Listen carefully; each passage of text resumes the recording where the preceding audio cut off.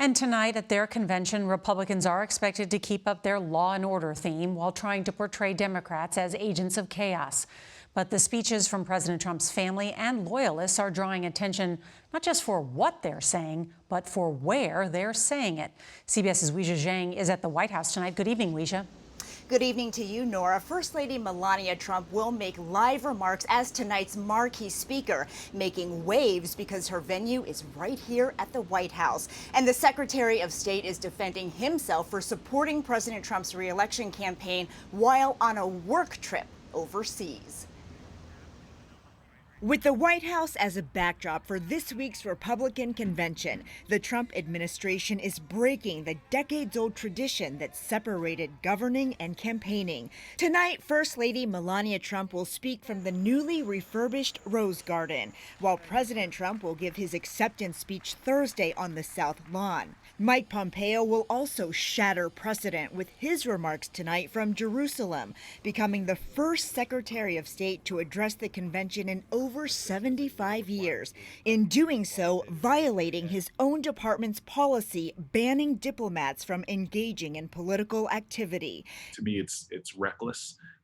It is counter to the traditions of our country. Ahead of the convention kickoff last night, campaign officials touted an optimistic tone to celebrate a land of promise. It's a horror film, really.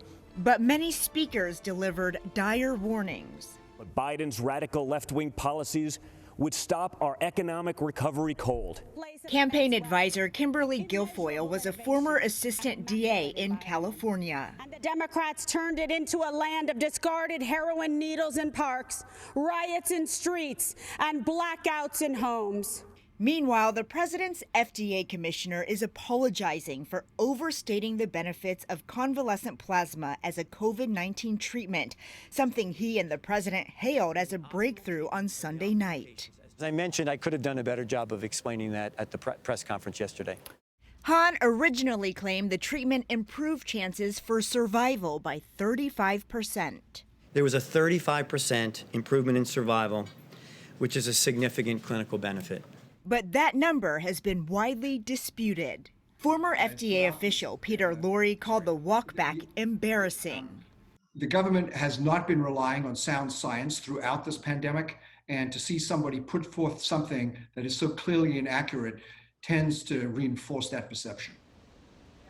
Dr. Lorre said he's mostly worried that Americans will be skeptical about getting a COVID-19 vaccine if the FDA's credibility is shot. Commissioner Hahn will have the final word in approving one. Tonight, Dr. Anthony Fauci is warning against pushing one out too fast. Nora? And that's why the FDA commissioner apologized today. Weijia Jiang, thank you. And this programming note, we'll have live coverage of the Republican National Convention beginning tonight at 10 Eastern, 9 Central, and hope you'll join us again.